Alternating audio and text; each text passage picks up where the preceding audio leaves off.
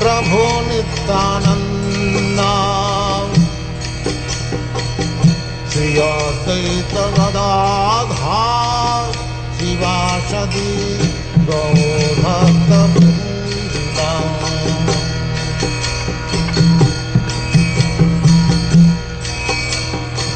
Shri Krishna Chaitanya Prabhu Nityananda Shri Advaita Gadadhar शिवासदि गौरभक्तवृंदा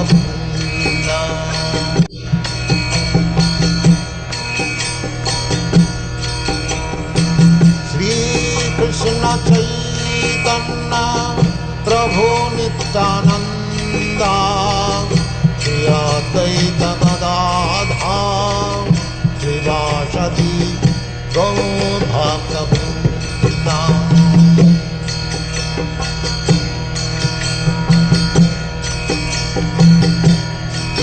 Hare Krishna, Krishna Krishna, Hare Hare, Hare Rama, Rama Rama, Hare Hare. Hare Krishna, Krishna Krishna, Hare Hare, Hare Rama, Rama Rama, Hare Hare. Hare Krishna, Krishna Krishna, Hare Hare, Hare Rama, Rama Rama, Hare Hare. Hare Krishna,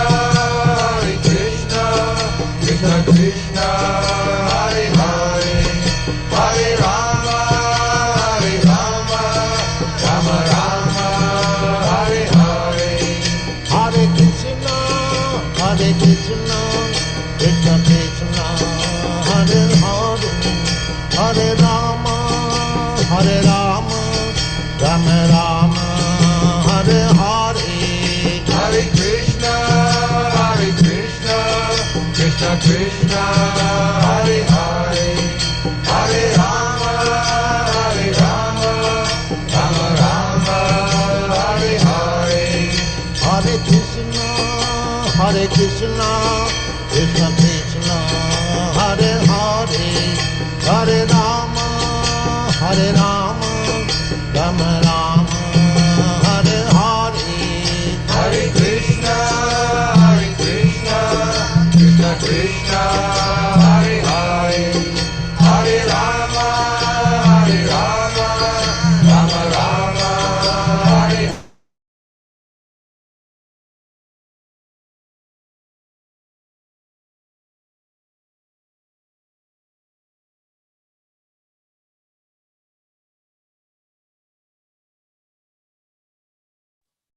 Hare Krishna. Hare Krishna. Prasanna Babu. Yes, Prabhu. Hare Krishna. Is my voice audible now? Yes, Prabhu, very clear. Yeah, I'm sorry. I think I was on mute. Okay, so Hare Krishna to all the devotees and was pranams. So I welcome each one of you for our Bhagavata Sevaya initiative. So today we have His Grace Svayam Prakash Prabhu, who will be. Thank you, Prabhu. Thank you for joining. So he'll be speaking on the Srimad Bhagavatam today. So I kindly request Prabhu to go ahead and then share the nectar with us. Prabhuji, over to you. Thank you so much. Once again, Hare Krishna. Hare Krishna. Om Namo Bhagavate Vasudevaya. Om Namo Bhagavate Vasudevaya. Om Namo Bhagavate Vasudevaya. Narayanam Namaskrityam Naram Chaiva Narottamam Devim Saraswatim Vyasam Tato Jayamudirayet. Nashtaprayeshu Bhadreshu Nityam Bhagavata Sevaya. Bhagavate Ruttama-shloke Bhaktir Bhavati Naishtiki. Krishnaya Vasudevaya Devaki Nandanaya Cha. Nanda Gopa Kumaraya Govindaya Namo Namaha. Today we are reading from Srimad Bhagavatam, Canto 4, chapter 28, text number 56 to 58. So I'll just share the screen. Uji, do you want me to share or you will go ahead? I'll share the screen if you can allow me. Yeah, okay, go ahead.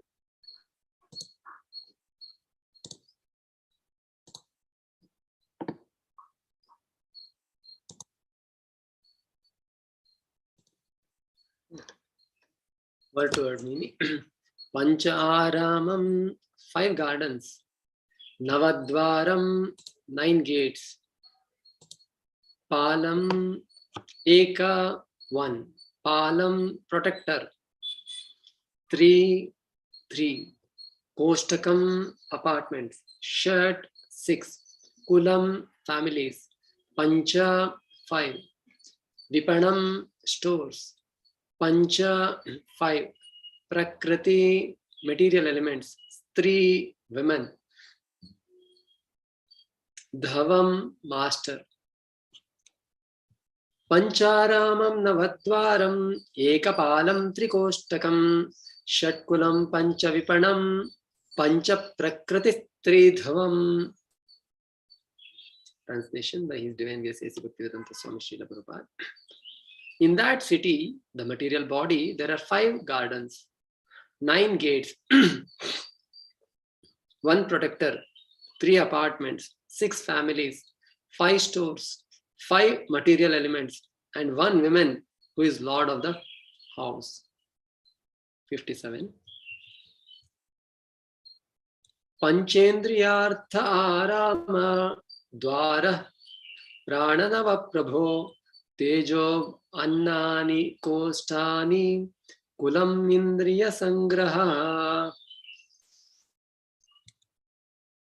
My dear friend, the 5 gardens are the 5 objects of sense enjoyment and the protector of the life air which passes through the 9 gates. The 3 apartments are the chief ingredients, fire, water, and earth. The 6 families are the aggregate total of the mind and 5 senses. The 5 senses that acquire knowledge are sight, taste, smell, sound, and touch. And these act through 9 gates. The 2 eyes, 2 ears, 1 mouth, 2 nostrils, 1 genital organ, and 1 rectum. These holes are compared to gates in the wall of the city. The principal ingredients are earth, water, fire. And the principal actor is the mind, which is controlled by the intelligence.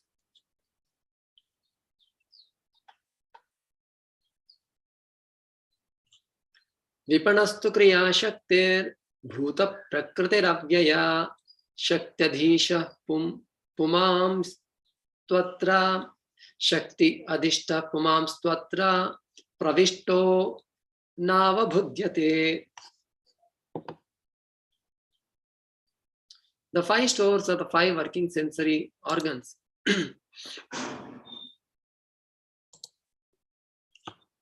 They transact their business through the combined forces of the 5 elements, which are eternal. Behind all this activity is the soul. The soul is a person and the enjoyer of the reality. However, because he is now hidden within the city of the body, he is devoid of knowledge. The living entity enters the material creation with the aid of 5 elements: earth, water, air, fire, and ether. And thus his body is formed. Although the living entity is working from within, he is nonetheless unknown. The living entity enters the material creation, but because he is bewildered by the material energy, he appears to be hidden. The bodily conception of life is prominent because of ignorance.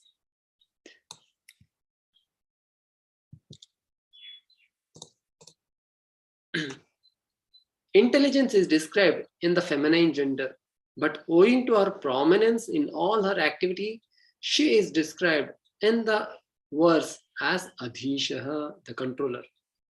The living entity lives by means of fire, water, and food grains. It is through the combination of these 3 that the body is maintained. Consequently, the body is called Prakriti, material creation. All the elements gradually combine to form flesh, bone, blood, and so on. All these appear as various apartments. It is said in the Vedas that the digested foods are ultimately divided into three. The solid portion becomes stool, and the subliquid portion turns into flesh. The liquid portion turns into yellow and is again divided into three. One of these liquid portion is called urine. Similarly, the fiery portion is divided into three, and one is called bone. Out of the five elements, fire, water, air, food, grains are very important. These three are mentioned in the previous verse, whereas sky, ether, and air are not mentioned. This is all explained in Bhagavad Gita 13:20. Prakrim purusham chaiva vidyanadi ubhavapi vikramascha gunamschaiva vidhi prakriti sambhavan. Material nature and the living entities should be understood to be beginningless. Their transformations and the modes of matter are products of material nature. Prakriti, material nature, and Purusha, the living entity, are eternal. When they both come in contact, there are different reactions and manifestations. All of them should be considered the result of the interaction of the three modes of material nature. Om Ajnanatimirandhasya Jnananjanashalakaya Chakshurunmilitam Yena Tasmai Shri Gurave Namaha. Shri Chaitanya Manobhishtam Sthapitam Yena Bhutare Svayam Rupa Kada Mahyam Dadati Swapadantikam Vandeham Shri Guru Shri Yuta Padakamalam Shri Gurun Vaishnavamscha Shri Rupam Sagrajatam Sahagana Raghunathanvitam Tam Sajivam Sadvaitam Savadutam Parijana Sahitam Krishna Chaitanya Devam Shri Radha Krishna Padan Sahagana Lalita Shri Vishakhanvitamscha Namam Vishnu Padaya Krishna Presthaya Bhutale Srimate Bhaktivedanta Swamin Iti Namine Namaste Saraswati Deve Gauravani Pracharine Nirvishesha Shunyavadi Paschatya Deshatarine Namo Mahavadanyaya Krishna Prema Pradayate Krishnaya Krishna Chaitanya Namine Gauratvishe Namaha He Krishna Karuna Sindho Dina Bandho Jagatpate Gopesha Gopika Kanta Radha Kanta Namostute Tapta Kanchana Gaurangi Radhe Vrindavaneshwari Vrishabhanusute Devi Pranamami Hari Priye Vancha Kalpatarubhyascha Kripa Sindhubhya Evacha Patitanam Pavanebhyo Vaishnavebhyo Namo Namaha Nilachala Nivasaya Nityaya Paramatmane Balabhadra Subhadrabhyam Jagannathaya Te Namaha Jai Shri Krishna Chaitanya Prabhu Nityananda Shri Advaita Gadadhara Srivasadi Gaura Bhakta Vrinda Hare Krishna Krishna Krishna Hare Hare Hare Rama Rama Rama Hare Hare Mukam karoti vachalam pangum langhayate girim Yatkrapatamaham mande Shri Guru Dinatarinam Paramananda Madhavam Shri Chaitanya Ishwaram.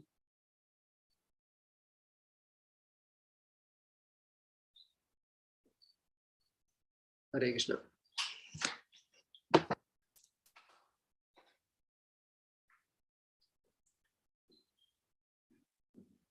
Is my voice audible, sufficient enough?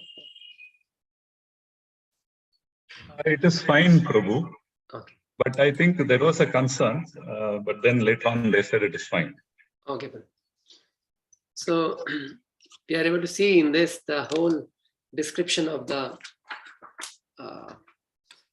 body which resembles a city, like Puranjana, that the allegorical story is beginning, and like now Narad Muni is such an amazing preacher that he knows what to convey to whom and how, making it relevant. He is not a monotonous preacher. Many times, even in my case also, I know certain things and keep telling the same thing. Just like once there was a student, English was a tough subject for him. In that to write the essay was like a nightmare for him. So he was not knowing what to do. And he went through the previous few question papers and he saw that there is one topic which is common many of the times, that is cow. So he thought, okay, now let me memorize essay on cow and I'll try to reproduce the same. He memorized and he was a little bit confident that, okay, at least I can write something. He went to the exam, he got the question paper, he saw, to his utter surprise, this time there was no topic on cow, but there was on aeroplane. He started wondering what to do now. I had memorized somehow and now aeroplane, what will I write? Somehow he, like something clicked in his mind. He started writing. Aeroplane has 2 wings and 4 wheels and it flies in the air. It takes off. Once I was sitting in the aeroplane and it took off and I was sitting near the window and I was looking down, and while passing there was many mountain and other things came, and in between there was a big pasturing ground, and in the pasturing ground I was seeing in the middle there was a tree, and to the tree there was a rope tied and there was a cow, and he wrote the whole essay on the cow, and at the end he wrote, this was my experience of traveling in the plane. So his essay on plane got over. So many times as a preacher, even I have seen that we have some subject which to convey, and what we do is whatever we start with, we go here, there, and little bit, and then again come to that, and then speak the same thing, and then again end with connecting it to this one. But if we carefully see the experienced preacher or the Narad Muni, who is the guru of all the preachers, we see he's so amazing in terms of making everything relevant to the person. Not that for everyone the same thing, no. Just like a mother when has to feed a child, mother will have, suppose these days it is very less to get to see because only 1 or 2 kids are there. But previous day, when they would have 7, 8 children, one child is just 2-3 months baby, another is 1.5, 2 years, another is 3 years, like that. Then for the small baby, they will feed the breast milk. And for the baby, when it comes to 5-6 months, then they give the annaprashana and then they feed the very soft rice or make everything into paste and feed, or before that Cerelac. And after some time, they give the chapati or idli dosa. And when the child becomes 1-2 years, then they feed all the items. Because the 2-year-old baby can digest the paneer or whatever is given. But a small baby, which is newborn or 2-3 months old, that child may not be able to digest the paneer and the heavy substances. The same way while preaching also, if we preach for the newcomers only very heavily, the moment they have come, 4 regulative principles, 16 rounds, and they will feel it becomes indigestion for them, and that is the first and the last program of theirs. They go back. And the same thing we see with the Narad Muni. When he comes to the Mrigari, he doesn't tell that don't kill. He says, oh, anyways you are killing, why don't you kill it completely? And the same thing when it came to Haryashvas and Shavanashvas. For Haryashvas, 10,000 children of Daksha, he gave such wonderful analogical riddle to solve. There is one Bila, in that only one master is there. One who goes there doesn't come back, and like that. It is very tough. And they were very capable to understand it and solve the riddle. And they understood what is the essence. And they say, okay, I'm going to go. They all take to the renounced order of life. And again, Daksha produces another 1,000. When they came, Narad, this time he doesn't tell all these things. He just tells one thing. See, all of you are such faithful followers of your brothers. You should just see them and follow them. And that was sufficient for them. They all follow their elder brothers, Haryashvas, and they are Shravanashvas. So, like this, Narad Muni also here, like Puranjanopakhana is going on, here also is explaining that how he's so much in the middle of enjoyment and so many other things that directly telling will not help him. So he starts telling a story. And in that story, we are here, wherein now he's explaining about this, the whole body, how and what it is made up of. So here, like, it is told that like, it is compared to a city. Pancharamam Navadvaram. There are 5 gardens in this city. And there are Pancha Aramam. Aramam means the gardens. And this city has Navadvaram. It has 9 gates. Pancha Aramam, in the next verse, we see that like, no, he explains what are these Pancha Aramas. That is, the 5 gardens are the 5 sense objects. And even the he says there are 6 families who are residing, and they are the 5 senses and the 6th sense, that is a mind. We all know the 5 senses: the nose, eyes, ear, tongue, and the skin. And these 5 senses have its sense objects. That is, like now, for the eyes, it is the rupa, the form. For the ears, it is the shabda, sound. For the tongue, it is the rasa, taste.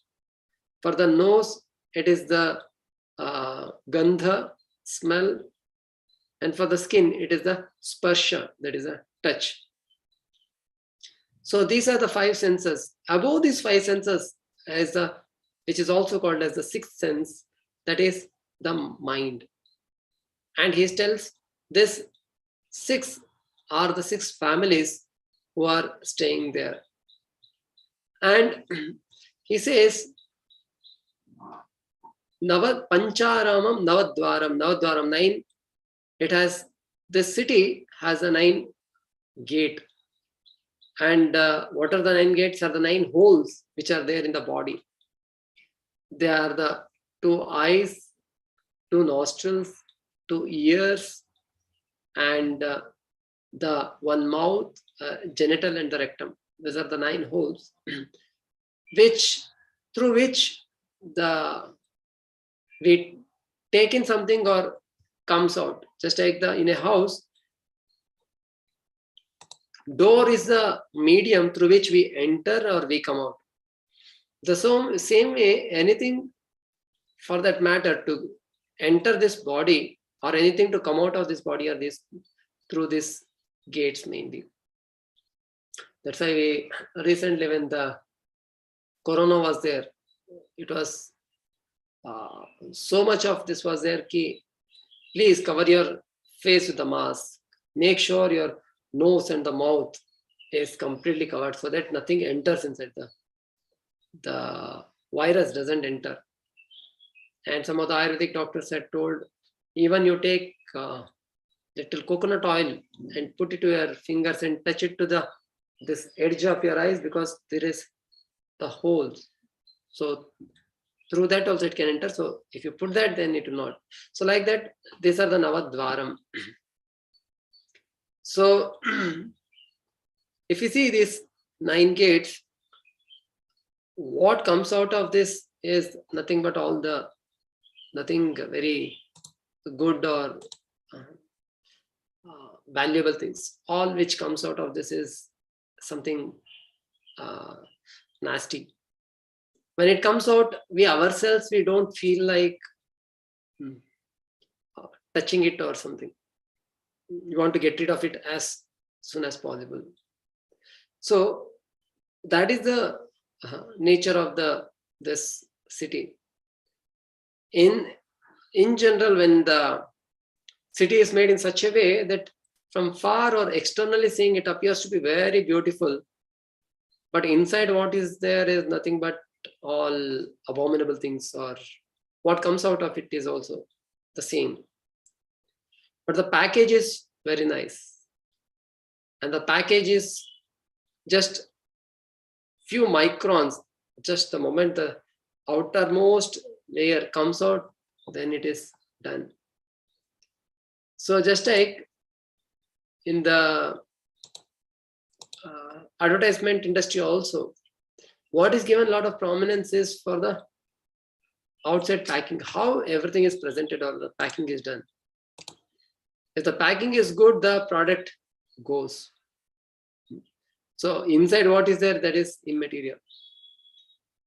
But this, like now, if you see carefully,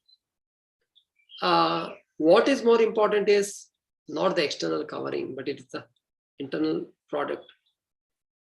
For example, when we purchase a TV or any, for that matter, there may be very nice covering, but it is not the covering which we get attracted to. Only the small children, they become attracted to the thermocol which is there, and they want to play with that. But a grown-up person, he will not value that. What is more important, he'll take out the TV or the fridge or whatever is the gadget, and then he will use it properly. And this is just for the sake of protection. The same way a spiritualist understands that, yes, this whole package is there, package may be good, but package in itself is not the main thing or the thing which needs to be cared or worried about. But it is inside the valuable thing which is there, that is the soul. But as here in the next verse also it is mentioned, and the 58th verse, when the soul comes inside this body, Prabhupada writes, the living entity enters the material creation. But because he is bewildered by material energy, he appears to be hidden. And the bodily conception of life is prominent because of ignorance. Na avabudhyate. That is, when the soul enters his body, also the bewildered by material energy, that is the external energy of the Lord, Maya Shakti, Maya Devi. She has two things. One is Avaranatmika Shakti, Prakshepatmika Shakti. Avarana means she covers, and after covering, she slaps or nicely kicks. And when the soul comes to this material world, when he takes this different bodies according to his previous karma, because of his misidentification, that is because of the ignorance, although the soul is not ignorant, but because of wrongly identifying, he becomes covered and he identifies this body is all in all, and this body is what should be cared for, and there he gets lost. That's why people are so much after this taking care of the body, or so much worrying about this, caring for the body. And why the living entity doesn't want to leave this body is mainly because the soul by nature is Sat Chit Ananda. Sat means it is eternal. Chit means it is all knowledgeable. Ananda, it is blissful. Because the soul by nature is eternal, that's why it wants to live for all time to come. And right now, because the soul is misidentifying with this body, that's why the soul feels that this body should be there for eternal time. That's why so many the asuras also, they wanted to live for eternity or amaratva. That is the reason why nobody wants to die. Why? Because soul by nature is eternal. And it is Ananda, Satchit Ananda, because of which the soul wants to be happy. And that's the reason people in this material world, they search for happiness. And that's why they try in different things to become happy. But ultimately we know that the fish, till the time it is, when it is taken out of the water, no matter whatever is given, it cannot be happy unless it is put back again in the water. The same way, when the living entity again engages in the service of the Lord and he identifies his eternal position and tries to serve the Lord in that, then he can be really happy. And till that time, he is there in this city, which is made up of this 9 gates, and all this explanation is coming. He is miserable or pathetic. And it is mentioned that the 9 gates are there. The one protector is nothing but the life air or the prana. And this passes through this, the prana, the life air passes through this 9 gates. So it is also said that in the scriptures that depending upon one's progress or the elevation, at the time of the death, the life air passes through different part of the body. If one is has done progressed in the spiritual life, and if he is going to get a higher destination, higher planets, then the life air passes through the upper part of the body. If somebody, while leaving the body, if the life air passes through the mouth or the nose or this one, then there is higher upper part of the body, they go to the higher planetary systems.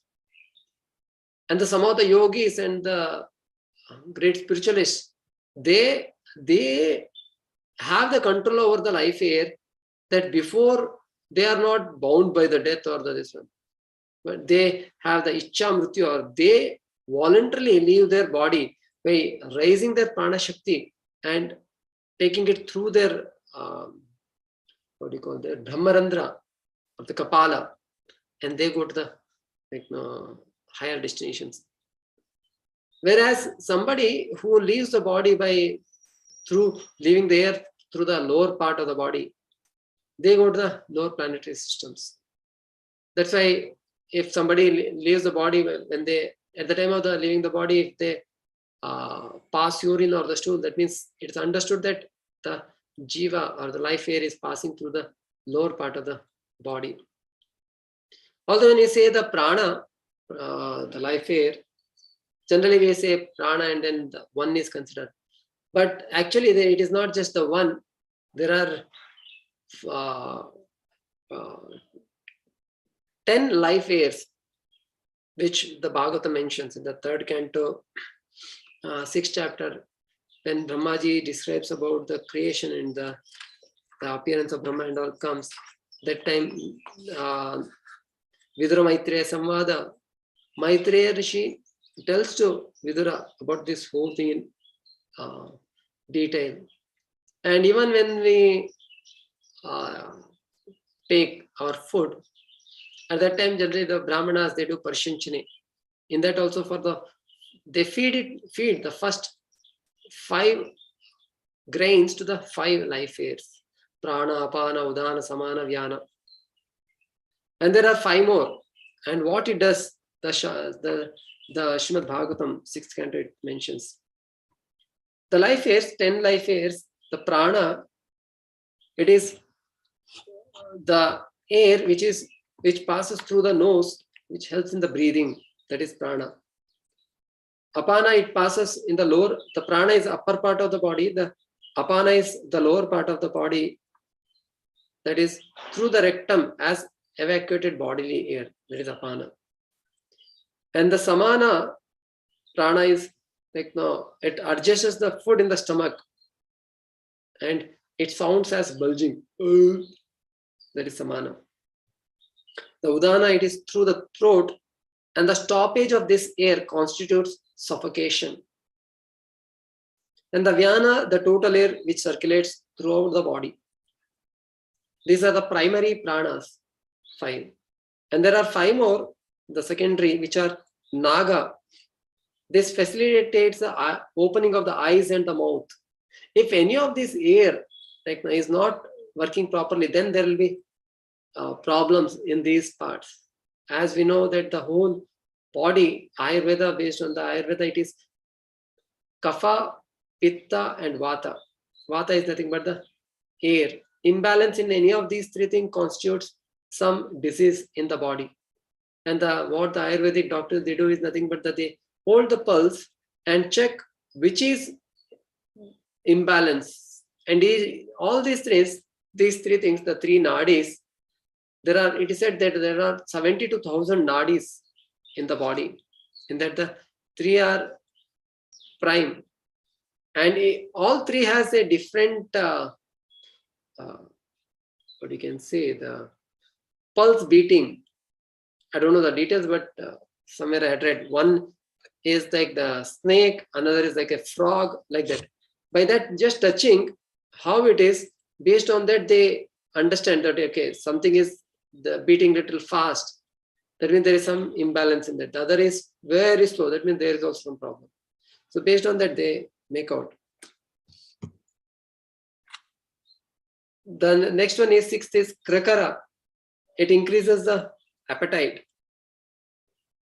And kurma, it helps in contraction.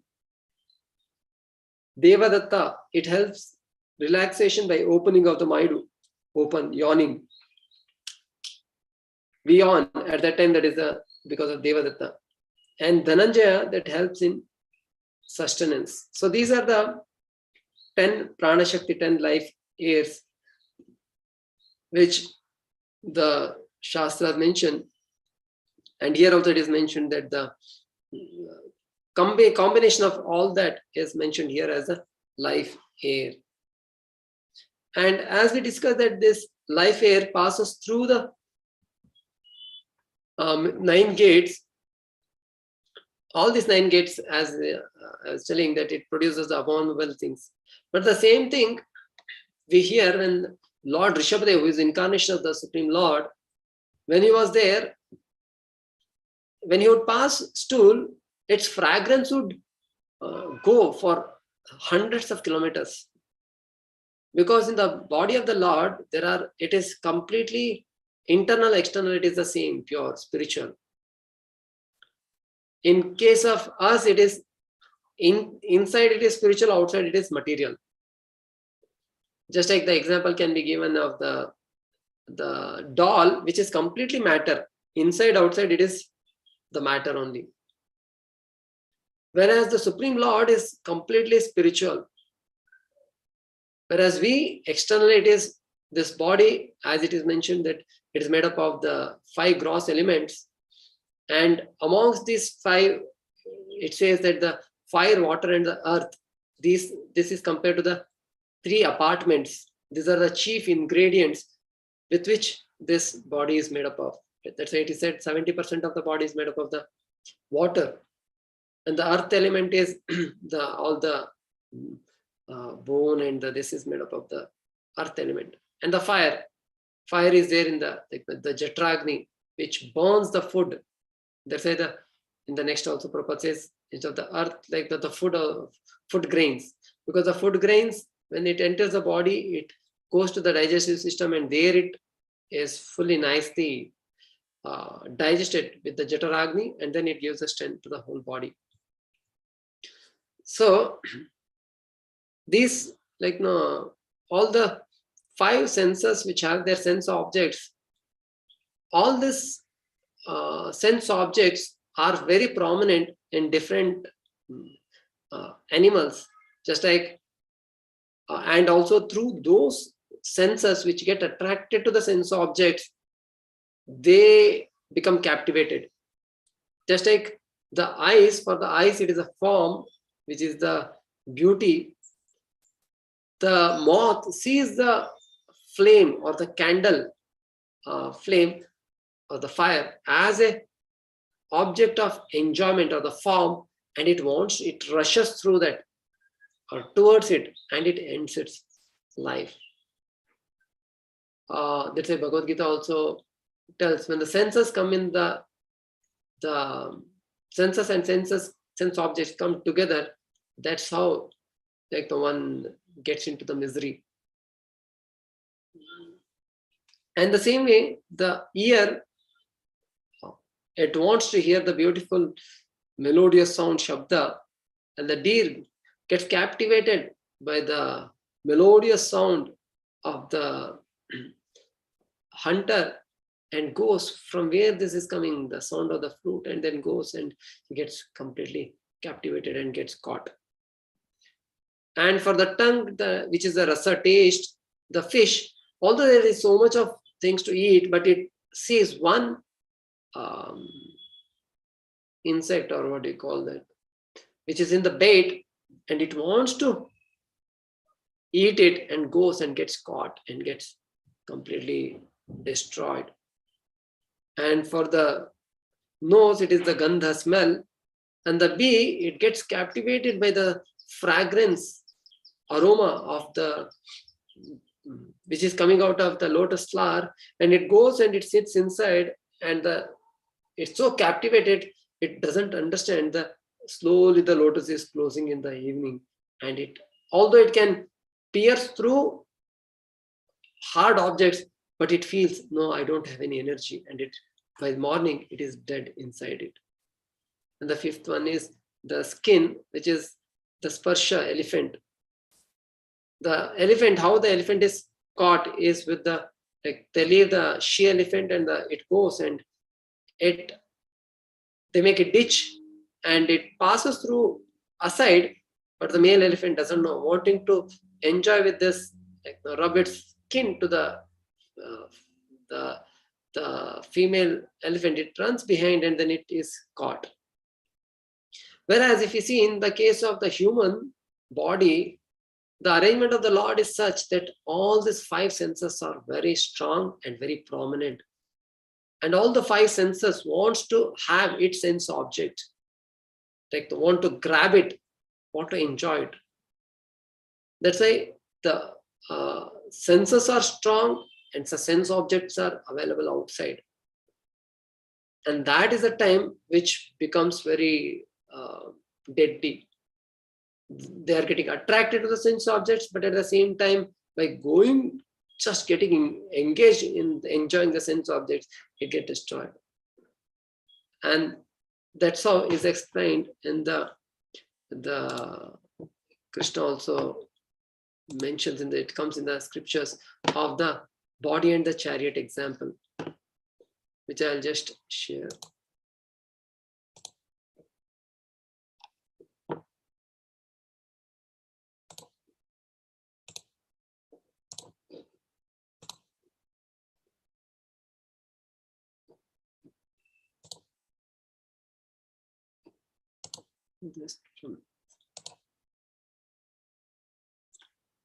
The soul is covered by the gross and the subtle coverings. I'll just go for this. We know the gross is the earth, water, fire, air, ether, which is the gross body, like now, and the subtle body is made up of the mind, intelligence, and false ego. Krishna tells in 8.5 that is Bhumirapo analavaya khammano buddhirevacha ahankara ityame bhinna prakriti rashtada. The first five, gross and the subtle, and the soul, which is Satchita Ananda. Just a simple example to make understand is like right now I am there, I have this body or the shirt, and I am wearing the inner, some banyan. So this myself is like the soul, and the immediate covering is the subtle body, that is the banyan, and the outside shirt is the gross body.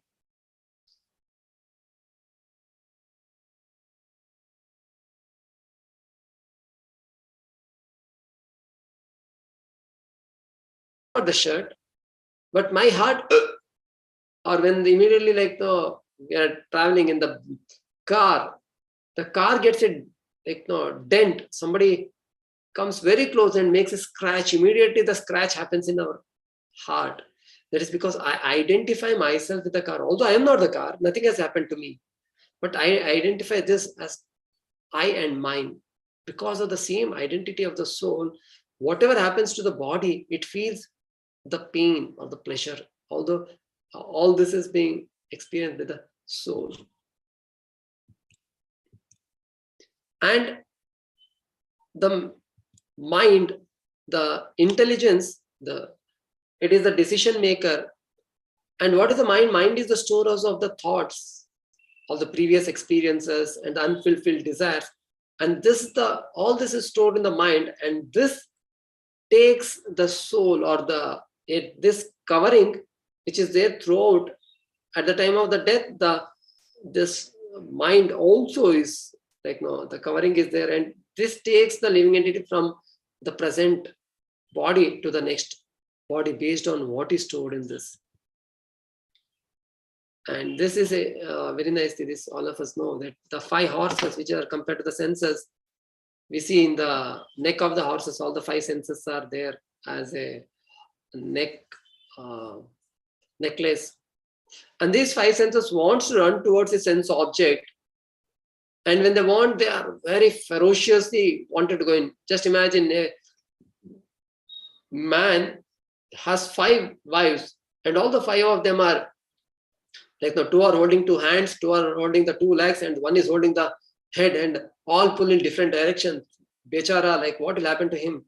The same way, all the 5 senses wants to go in its own direction, wanting to enjoy.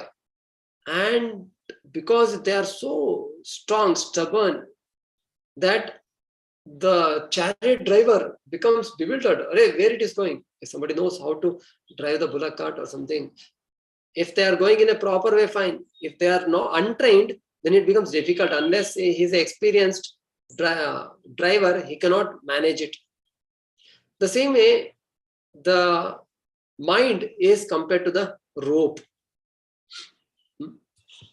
Here, the 5 senses and the mind is compared to the rope, and the chariot driver is the intelligence, and the soul is the the passenger. So the mind, the senses wants to enjoy, but it is a mind which catches hold, the rope. And it is an intelligence. If the intelligence is strong, then he can control it. If not, all the 5 are let go. And this whole, whatever the happening, that is experienced by the soul, the passenger. So here, the mind should be made strong. That's what in the end of the purport also Prabhupada is telling. Till the time there is the intelligence should be the strong. But if the mind is strong, then the intelligence, then there will be havoc. And how to make this intelligence strong is by feeding the driver nicely and training the intelligence. When the intelligence is trained through the reading of the scriptures and spiritual practices, he is strong enough. No matter how forcefully the senses are going, he can catch hold of them. His control over the senses is through the mind, and he will catch the mind and pull it. That's why Krishna tells in the Bhagavad Gita also the famous shloka wherein he tells that the mind which is controlled is one's best friend, the uncontrolled mind is one's worst enemy. So the same way, this rope in itself, neither its mind is good or bad. Like a knife in itself is neither good or bad. It depends on who is using it. If it is in the hand of that's what Krishna, this is Bandhuratma Atmanastasya Yenatmaiva Atmana Jitaha Anatmanastu Shatrute Varteta Atmaiva Shatruvat. So nature of the mind which is controlled, it will be one's best friend. Uncontrolled is one's greatest enemy. And like the mind is compared to the knife. If it is in the hand of a surgeon, it can save a person. But if it is in the hand of a thief, he can kill somebody or do something wrong. The same way, what input we put in the mind, like the ego principle, garbage in, then the garbage out. If you put good things in, then good things come out. So, but where do we get these scripts which are stored in the mind? Are from the books we read, or the movies we watch, or the music we hear, or the friends we keep. That's why, based on these inputs, all this churning happens. That's why we should give the right inputs through these five senses, which are hankering through the eyes, like giving, instead of it wants to see something beautiful, instead of seeing just a beautiful mundane object, giving the darshan of the Lord. That's what in the Bhagavatam also tells, and even Kulashekar Alvar also says, the perfection of eyes is to see the beautiful form of the Lord. Perfection of the nose is to smell the tulasi which is offered at the lotus feet of the Lord. Perfection of the ears is to hear the Krishna Katha or Krishna Kirtana. Perfection of the hands and legs is to go to the temple and do service. And perfection of the tongue is to taste the prasadam which is offered to the Supreme Lord. So when one gives all the spiritual inputs, then it gets purified, and with that purified senses, one can engage in the service of the Lord, and he will not be misidentified. That's why many a times we go into the mental dialogue, which is normal. The mind feels something and the intelligence says something. Mind feels, I'm an engineer, I should show how to hold a cigarette at least. Like now, smoking makes me cool, they say. But the intelligence, mind feels and it goes for it. Oh, I feel nice, I want to do it. It doesn't see what is the consequences or what is going to happen later. But the intelligence, it can see what is right, what is wrong, what is to be done, what is not to be done, and it can take the decision. But that's bad. It's a bad habit. No, it's not good for you.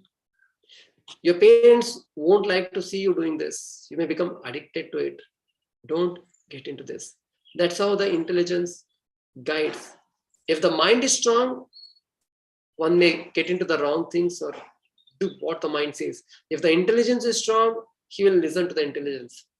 His Holiness Bhaktivedanta Swami Maharaj used to give a very beautiful analogy for this. He would say that this mind and intelligence is like the dog.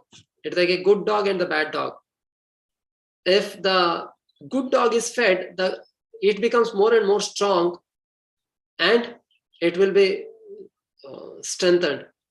And if the bad dog is fed, that will become stronger. The same way, are we feeding the mind or are we feeding the intelligence? If we give input to the mind, whatever it wants, which is senses hanker for sense gratification, and if we allow it to do, then the mind becomes stronger. And it just does what it feels nice. It doesn't see the long, this one, the shreyas and prayas. Prayas is a short term. Immediately I'm getting the enjoyment, happiness, I'll do it. Whereas the intelligence can see the foresee what's going to happen later, and the shreyas, it thinks of the future also. That's why it is called as a decision maker. And we should make our intelligence stronger. And how to make this intelligence stronger?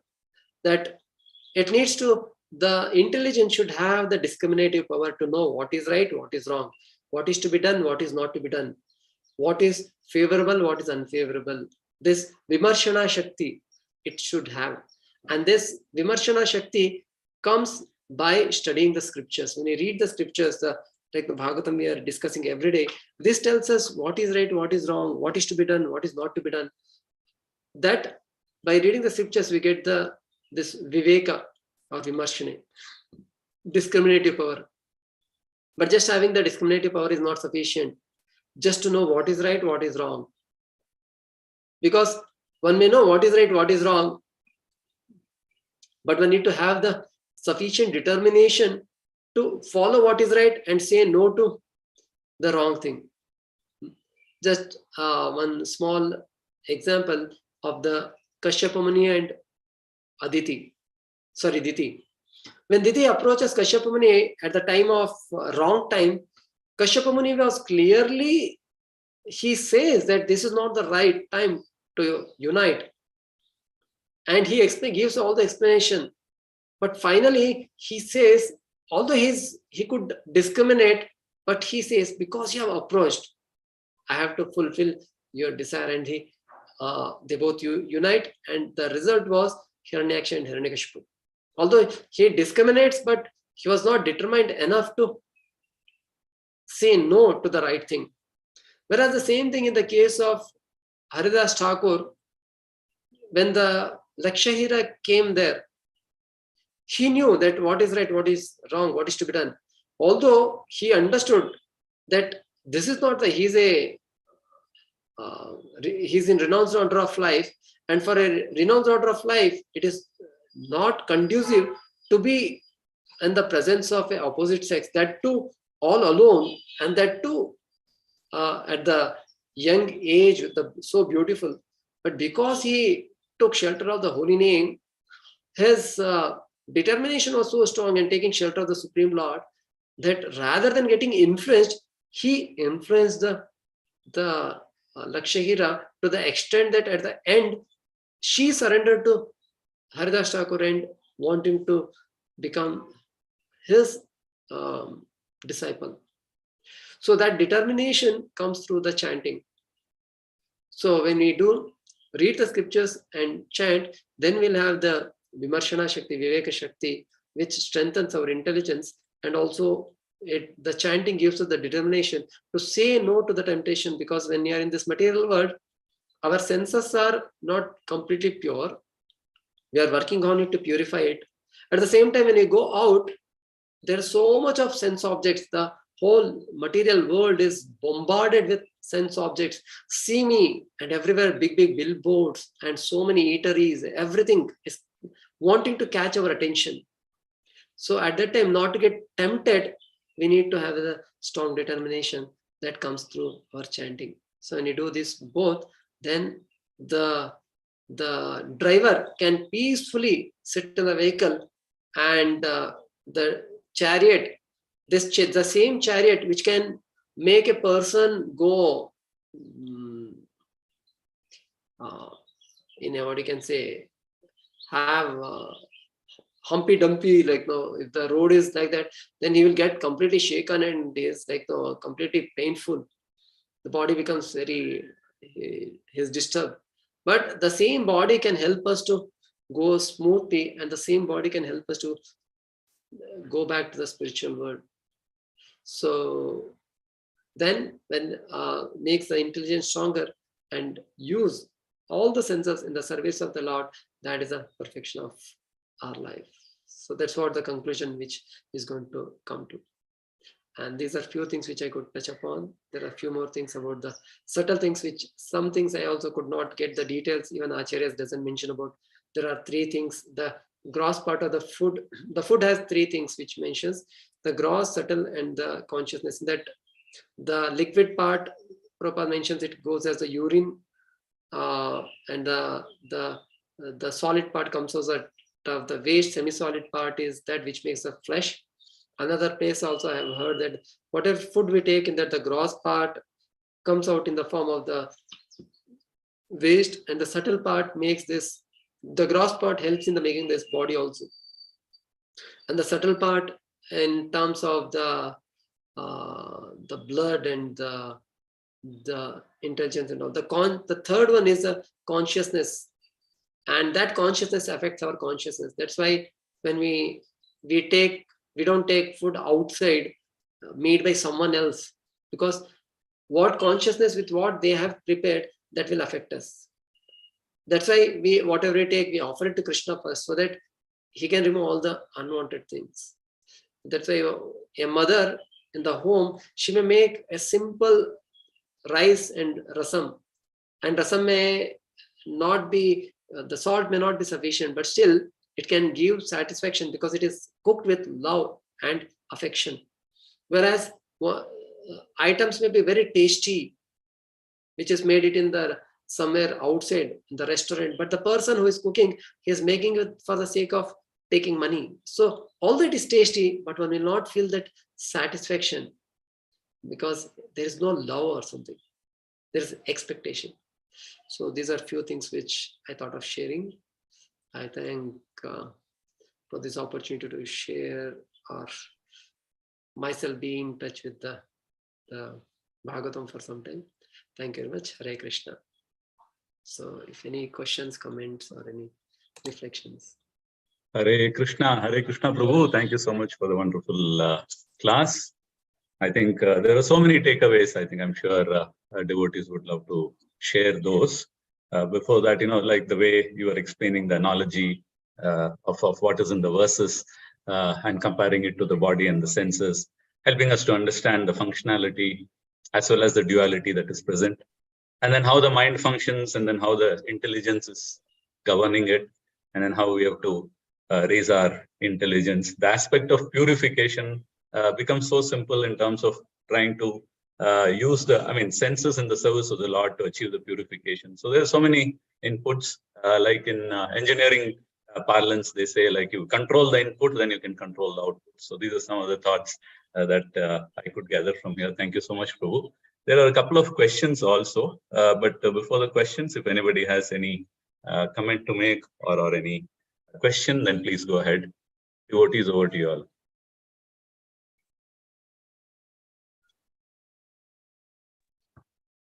Hare Krishna, Swayam Prakash Prabhu, Dandavat Pranam.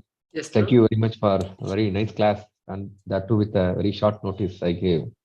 Thank you, Prabhuji. Thank you. Prabhuji, I have one question. As I told, no, Prabhu, I'm also like the same student who doesn't know, not like Narad Muni. I also know only the cow. So wherever you start, come to the, bring it to the cow and tell what you want to say, and then end with it. So I'm also somehow such person. Hoping. But whatever you said, that is very relevant, Prabhu. So, Prabhuji, you said there are two Shaktis of material energy. One is Avarnatmika Shakti, the other one is Prakshepatmika. Prakshepatmika Shakti. So you explained about Avarnatmika Shakti, like because of the living entities are so enamored by the bodily aspect and does not care the inner part of the soul. So how about the other Shakti? Generally, in simple terms, it is like Avarnatmika Shakti, it covers the soul. Just like the sun is there, we are there, but the cloud covers our vision of the sun. That doesn't mean that the sun is not there. The same way, this energy of this one, which covers our the intelligence, by which we cannot see the Lord, and we identify ourselves with this body and the material world. And the Prakshepatmika Shakti, it like nicely thrashes us by giving the different kinds of the sufferings, threefold miseries, and all these things. Through that, she kicks, and we get nicely kicked by the Maya Devi. The kicks of Maya Devi are through this, like Adhyatmika Klesha, Adhibhatika Klesha, Adidevika Klesha, all these things, in terms that we are these are the two in short. Thank you, Prabhuji. Thank you. And what is the example of the animal entrapped by tongue taste? There is a fish to the insect in the bait. Thank you, Prabhuji. Prabhu, before that, there was a question which said, what is the seventh one, Prabhu? So I don't know if that got answered or if there is a seventh one. What is the seventh one? Prabhu, after Prana, Apana, Samana, Udana, Vyana, Naga. After that, next before Kurma, Prabhu. Acha. That one, Mataji. Okay. Yeah, it is Naga, Krikara, Kurma, Devadatta, Dhananjaya. Krikara, Prabhu. Krikara. KR.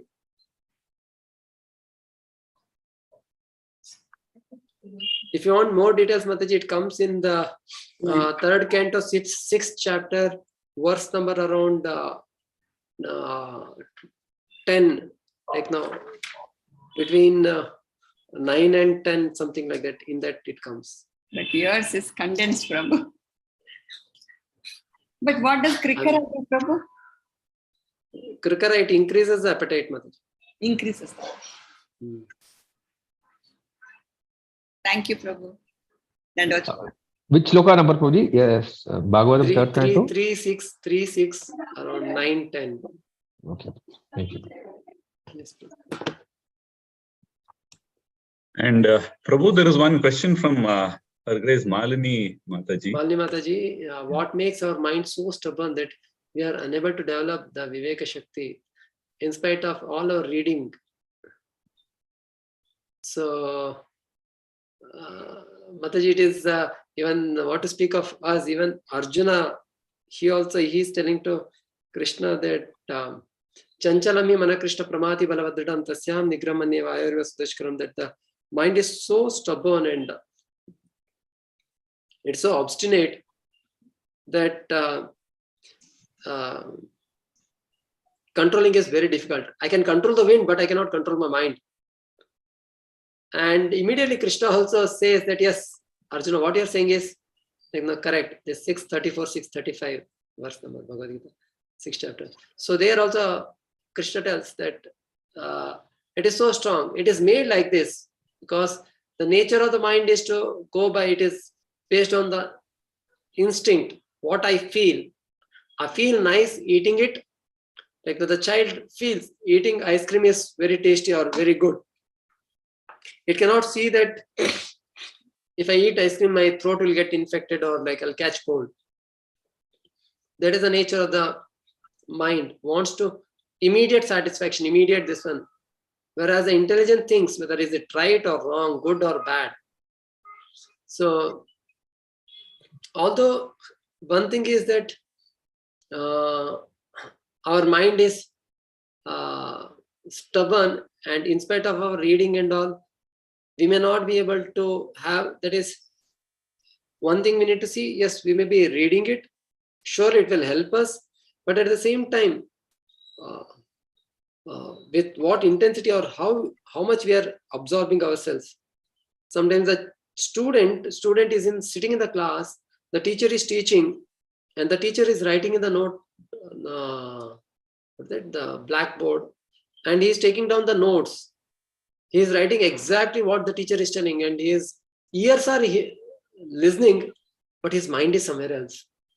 Because of which, the whole notebook, whatever is solved, the problem is there in the notebook, but he has not understood anything. It has happened to me also many times. Or sometimes we are sitting in the class, ears are listening, and even I've experienced sometimes.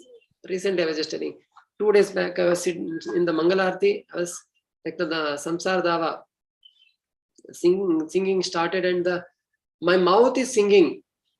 That it is listening to the one who is lead singer, and it is repeating. But almost 4 or 5 stanzas went by. My mind suddenly got hooked to some incident which had happened 2 or 3 days back, and it was like thinking of that. Oh, I think it should have been done this way. It should have been done that way. And the mind is there, but the external senses are working in terms of I'm repeating the whole Vande Guru Shri Charanarvindam I'm telling, but I'm not remembering the spiritual master. I'm not seeing even the altar. Or many times I have the experience, I'm taking the darshan of the Shringar darshan. I've taken the darshan, I offered the flower, and when I offer obeisances, after that, when I try to recollect which color Lord is wearing, the dress, just now I've seen, but I'm not able to recollect because the mind is somewhere else. I'm offering physical activity I'm doing, but the mind is somewhere else. So that's why they say that we are where our mind is. The same way, when we do anything with consciously, then that can help us, or we'll be absorbed. And then when we read, oh, it is not just a subject matter which is being told for Parikshit Maharaj or something. No, Krishna is directly telling it to me. Shukadeva Goswami is narrating it to me. Then that can go deep inside, and once that touches our heart, then we become more conscious of what we do or how we deal. So this is my little bit understanding of it. Hare Krishna Prabhu, thank you so much. It's prompting me to say, I mean, this happened to you 3-4 days back. I think for me it happens every day. So, no, every day it happens to me also, but very clearly immediately I could sense after when it came to the 7th verse, I was wondering, my God, what is this? At least let me try to focus on the last 2 verses at least. So that way, consciously I took that step. That's why it is fresh. Otherwise, every day it happens to me also. It's a struggle, but we are grateful to Prabhupada that at least he has taught us, given us the direction, and at least we have realized, and at least we know now that what should be our goal or the aspiration. So although we may be going at a bullock cart speed, but at least we are in the right direction rather than being in the lost or not knowing where to go. Thank you, Prabhu. Very inspiring, very humble. Thank you so much. Any other devotees have any other question or comment? Otherwise, we can end the session. You all can pray for me also, that speaking or these things are easy, but to put into practice is a real tough thing. And I see many of you are much more elder by age and by knowledge and by practice of the bhakti. Many of you are much ahead. So all of you bless me that I practice sincerely. Okay. So I request all the devotees to kindly unmute and let us chant once Hari Bol for His Grace Swayam Prakash Prabhu for the wonderful class. Hari Bol! Hari Bol! Hari Bol! Hari Bol! Thank you once again, Prabhu. Thank you very much. You can end it with the Vaishnava prayers. Vanchakalpatarubhyascha kripa sindhubhyo patitanam pavanebhyo vaishnavebhyo namo namah. Anantagodi Vaishnava. Anantagoti Vaishnav ki jai. Vaishnava Thakur Srila Prabhupada ki Jai. Jai Gaur Premanande. Hari Hari Bol. Hari Bol. Hari Bol. Hare Krishna. Thank you, devotees. Bhagavatam That was ki pronounced jai. well. Thank you, Srila devotees. Prabhupada ki jai. Jai. Thank you.